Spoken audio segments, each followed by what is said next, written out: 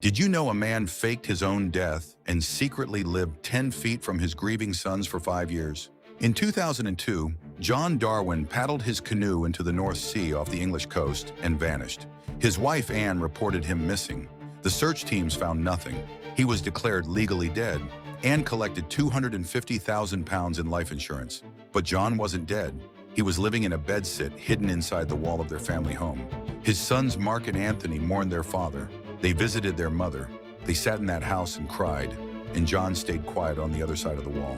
For 5 years, Anne looked her sons in the eyes and said nothing. The plan was to disappear to Panama together and start over. They even posed for photos there in 2006, smiling like tourists.